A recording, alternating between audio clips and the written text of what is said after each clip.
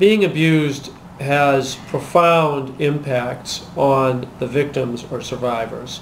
As you'll hear in the stories, people feel worse about themselves, they often blame themselves, their confidence can be stripped and utterly eroded, and these consequences, this impact, can last for many years.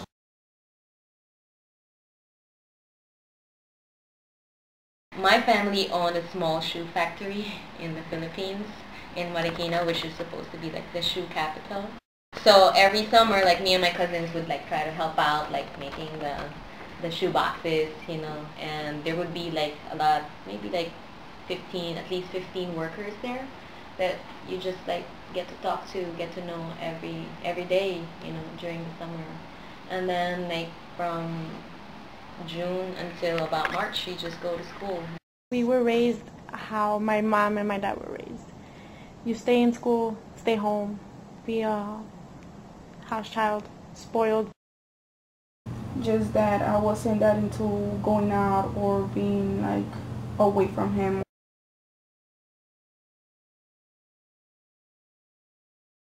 And it was just like small, like two small short blocks, but that felt like a long walk. And so we got to the Nipa hut, but my grandfather wasn't there. So all I remember now is him putting me on that like bench by the Nipa hut and just touching me everywhere. Yes. I know it was not a dream. I know that because it's still there.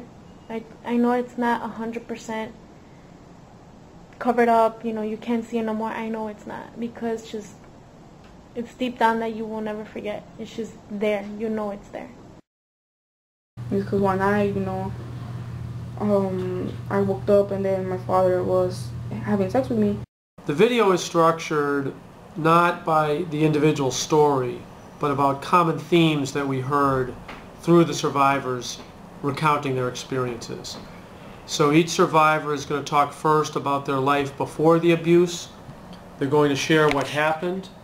They're going to talk about the shame that they felt for many years, the silence that they lived through, and then how they came into language and how they're using their suffering to heal from it, and then after the healing to try and help others through artistic self-expression. So Jeff, Maritza, and Mitzi, all in different ways, have endured variations of the same experience.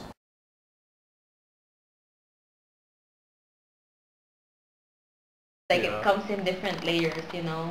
You're very insecure with your body, so when you're insecure with your body, then your self-confidence just follows. You're very insecure with your self-confidence.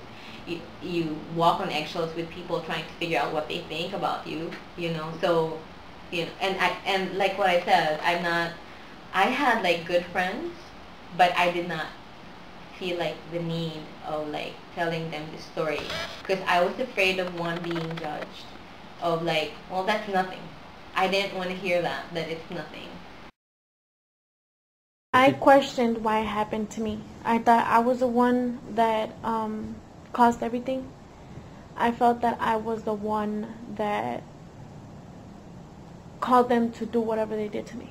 I thought I was the one for blame. I thought I was going to get laughed at, screamed at, punished, that it was going to be like, oh, who cares? I didn't want to tell her because I just wanted to forget about it, but it was really affecting me, the fact of me not talking, because I had this anger against everybody.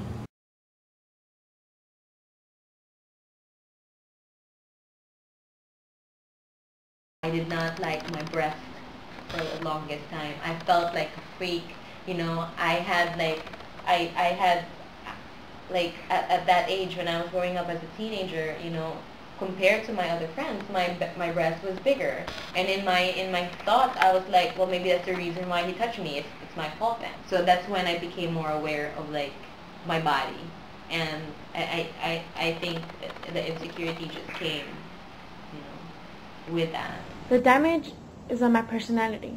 I was a very, very shy person. I didn't like to talk a lot. I wouldn't literally defend myself. But after certain years, all that just piled up too much. I couldn't handle it no more. I was reminded almost every day constantly by faces, by people just sliding their hand on my back. It would just flashback all of a sudden, and I would start defending myself even more, start getting more aggressive with people. Wouldn't let myself be talked down, pushed around, messed with. I wouldn't let nobody, even my parents, I wouldn't even let nobody just talk me down on anything. People say I'm mean. You could say I'm really, really mean. I became a very negative person, which I don't like, and I know it's not right. But I mean, that people get affected by it like in different ways. So I became, I joined the gang because they were my family while he was not there with me. So that really got me in trouble because of all the drugs and all this stuff and alcohol and all this stuff. Eventually, each of the three people that we've met have figured out a way to find within themselves the strength to talk about what happened and to begin their journeys of healing. And as you'll hear, these journeys do not have a definite ending point. The consequences of the abuse, in many cases, literally lasts a lifetime. And yet, each of these three women has found in artistic expression a way to try and reckon with what happened to them, to start to heal themselves, and then from there to try and help other people.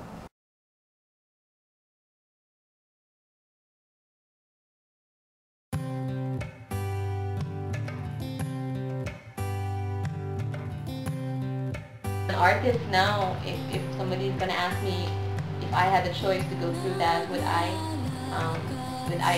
take that part of my history, away? And I don't think I would ever do that, because as much as that is a tragedy, it has also made me a better artist.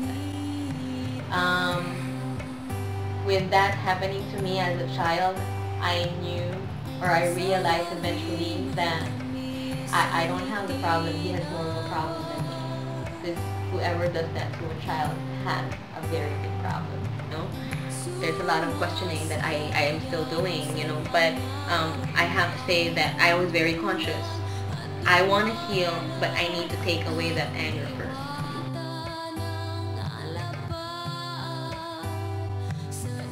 I've done a lot of writing. Poetry is one of my biggest things. Writing it down has helped me a lot. It has helped me pass that level that say I'm nobody just because it happened to me.